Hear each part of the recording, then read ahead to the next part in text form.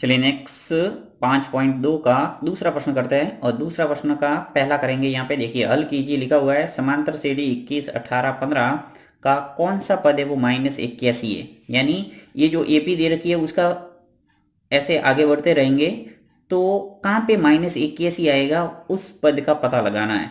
तो मान लेंगे कि माना nवा पद है वो क्या है -81। तो सबसे पहले जो यहाँ पे एपी दे रखी है उसका प्रथम पद और सार्वंतर निकालना पड़ेगा। तो चलिए यहाँ लिख लेता हूँ मैं। यहाँ प्रथम पद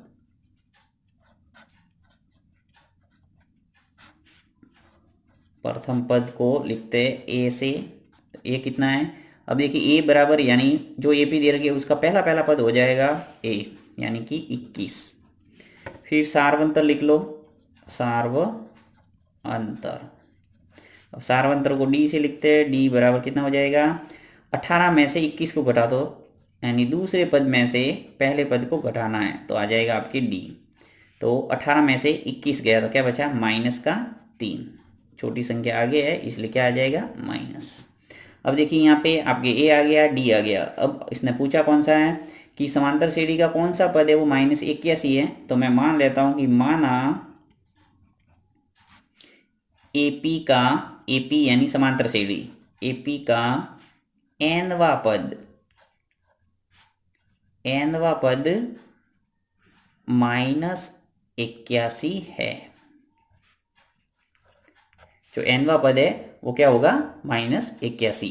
अपन को पता नहीं है कि कौन सा पद है, 15वां, 16वां, 17वां, यानी कोई पद अपन को पता नहीं है। तो अपन मानेंगे क्या, nवा पद है वो -81, जो भी दे रखा है वो मान लिया। अब nवे पद का जो सूत्र है वो लगा दो। nवे पद का सूत्र क्या होता है, ए एन बराबर ए प्लस n-1 और डी। nवा पद मैंने माना क्या है -81, तो इस ए एन की जगह क्या आ जाएगा -81। फिर बराबर ए क्या है प्रथम पद, यहाँ लिख लो 21, फिर प्लस, अब देखिए एन है वो ऐसा का ऐसा आ जाएगा क्योंकि nवा पद पर को निकालना ही है तो -1। डी है वो कितना है सार्वंतर -3, तो ब्रैकेट में -3। अब इसको सॉल्व कर दो। देखिए -81, यहाँ से आपके जो प्लस का 21 है वो इधर जाएगा तो क्या हो जाएगा -21, फिर बराबर n-1 और ब्रैकेट -3। माइनस का 81 और -21 मिलके कितने हो गए -102 बराबर n-1 और ब्रैकेट -3। अब देखिए n-1 और -3 है यानी गुणा में है -3, इसका क्या लग जाएगा भाग। तो यहाँ पे देखिए -102 बाय आ जाएगा -3, यानी इस गुणांक का क्या लग गया भाग। फिर बराबर n-1, ये ऐसा का ऐसा, ऊपर भी माइनस है नीचे भी माइनस है, यानी अंश और हर में जब समान माइनस माइनस है तो माइनस माइनस कैंसिल हो जाएगा। यानी 102 के अंदर 3 का भाग दे दो तो क्या आ जाएगा, देखो यहाँ पे कर देता हूँ मैं, इसको वापस लिखता हूँ मैं, -102 बाय -3 बराबर अपने स्टेप है n-1, ब्रैकेट हटा भी सकते हैं। अब देखिए यहाँ माइनस माइनस कैंसिल हो गया तो 3 का भाग दो 102 के अंदर तो कितनी बार जाएगा, 3 तिया 9 और 4 तिया 12, यानी 34 बार चला जाएगा और n-1। अब चूंकि अपन को n का मान ज्ञात करना है इसलिए क्या हो जाएगा, ये जो -1 है वो पक्षांतर होकर इधर आ जाएगा तो 34, ये -1 इधर आ गया तो क्या हो गया +1 बराबर n। 34 और 1 मिलके कितने हो गए 35 बराबर n। यानी कि आपके n का जो मान है इसको या करके ऐसे भी लिख सकते हैं n बराबर 35, यानी n की वैल्यू आपके आ गई 35। यानी कह सकते हैं कि अतः दी गई एपी का, यानी दी गई समांतर श्रेणी का 35वां पद क्या होगा -81 है। इस टाइप से इसका उत्तर देना आपको। दूसरा सवाल है कि समांतर श्रेणी 84, 80, 76 का कौन सा पद है वो शून्य है। ये उसके जैसा ही है, पहले सवाल जैसा ही। यहाँ पर मान लेके कि माना कि nवा पद है वो क्या है शून्य है। वहां पे जहां अपन ने -81 रखा था वहां यहाँ क्या रखना है शून्य। तो यहाँ पर भी वही सबसे पहला काम प्रथम पद और सार्वंतर निकालना। तो यहाँ प्रथम पद ब्रैकेट के अंदर ए, प्रथम पद क्या है 84 यानी 8 और 4, सार्वंतर यानी कि डिफरेंस आपको 80 में से 84 घटाना है, यानी 80 लेस देन 84। तो क्या आ जाएगा 80 में से 84 गए तो क्या बचा -4, यानी कि यहाँ पे आपके जो सार्वंतर निकल के आया वो क्या आया -4। अब यहाँ मान लेता हूँ, माना दी गई एपी का यानी समांतर श्रेणी का nवा पद 0 है। वहाँ मैंने क्या माना था पहले सवाल में कि माना दी गई एपी का nवा पद है वो -81 है। तो यहाँ सिंपल सा आपको क्या लिखना है कि माना एपी का nवा पद है वो 0 है, क्योंकि प्रश्न में क्या दे रखा है कि कौन सा पद है वो 0 है। तो यहाँ मान लिया कि माना एपी का nवा पद है वो 0 है। तो nवे पद का सूत्र आपको याद करना पड़ेगा, an बराबर a प्लस n-1 और d। an यानी nवा पद है वो 0 है, तो nवा पद 0 लिखना पड़ेगा, an की जगह 0 और a प्रथम पद क्या है 84, यहाँ लिख लो 84, फिर प्लस nवा पद आपको निकालना है, n ऐसा का ऐसा -1 और d है वो सार्वंतर -4 है, -4 लिख लो। अब देखो यहाँ पे 0 ही है और 84 को यहाँ पक्षांतर कर दो पहले, तो क्या हो जाएगा -84, क्योंकि ये प्लस वाला इधर आएगा तो क्या हो जाएगा माइनस। इधर बच गया अपने n-1 और ब्रैकेट के अंदर -4। वहाँ पे किया था वैसे के वैसे यहाँ -4 का भाग दे दो, तो -84 बाय -4 नीचे आ जाएगा बाय में और n-1। अब देखिए ऊपर और नीचे जब माइनस है तो माइनस माइनस कट जाएगा, यानी 84 के अंदर 4 का भाग देंगे तो प्लस वाली संख्या आएगी। तो 4 का भाग जब 84 के अंदर जाएगा क्या आएगा 21 बराबर n-1। या करके इसको ऐसे भी लिख सकते हैं n-1 बराबर 21।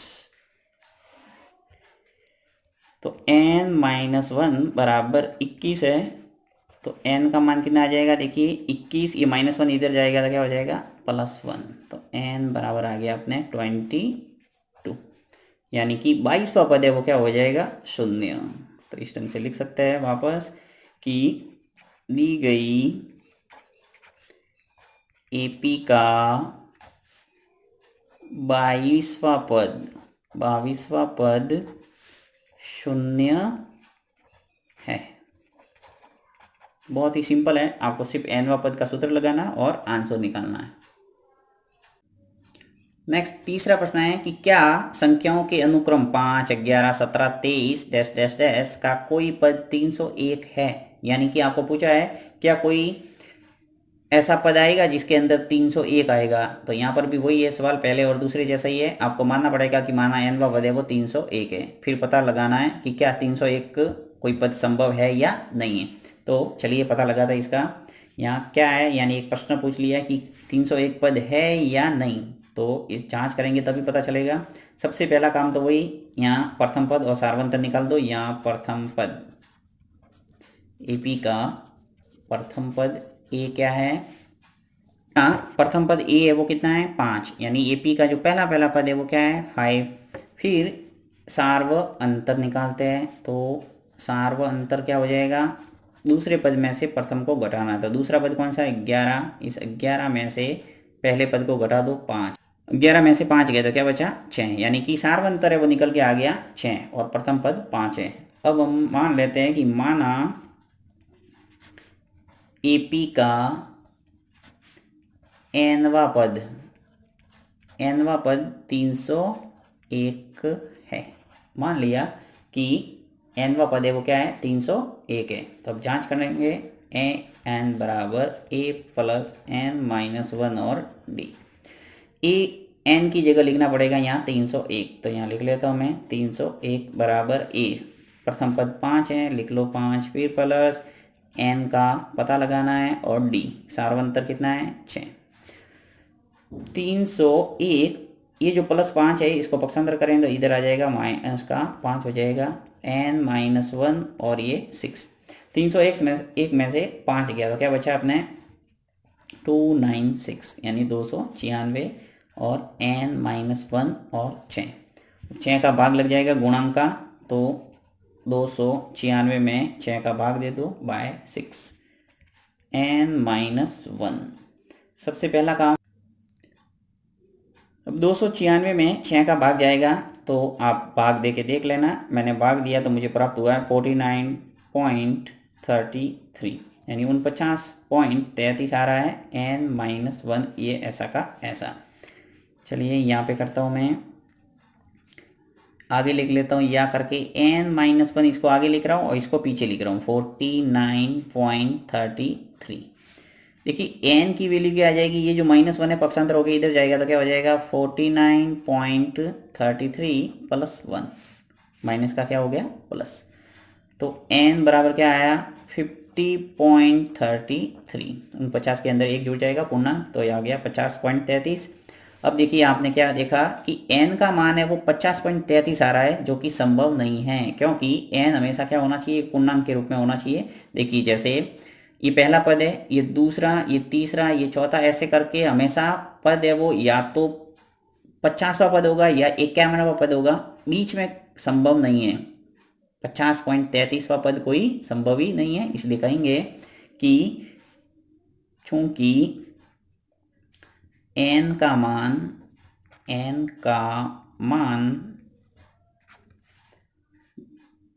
पूर्णांक नहीं है,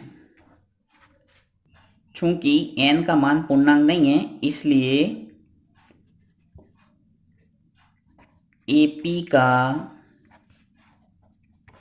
कोई भी पद 301, ये जो 301 दे रखा है वो 301 संभव नहीं है। AP का कोई भी पद 301 संभव नहीं है, कोई भी पद संभव नहीं है। नेक्स्ट जो चौथा प्रश्न है, क्या समांतर श्रेणी 11, 8, 5, 2 का एक पद -150 है। अब ये जो सवाल है सेम तीसरे के जैसा का जैसा है। वहां पे आपको पूछा था कि क्या 301 संभव है, यहाँ पूछा -150 संभव है या नहीं, तो यहाँ पर भी वही तरीका अपनाना, तीसरे जैसा का जैसा। यदि n का मान एक पूर्ण संख्या आती है, यानी पूरी संख्या आती है, पॉइंट में नहीं आनी चाहिए, तो आप कहेंगे कि ये संभव है, अन्यथा कहेंगे नहीं। यदि पॉइंट वाली कोई संख्या प्राप्त होती है n का मान, तो लास्ट में ये लिखना है कि इस AP का मान -150 संभव नहीं है।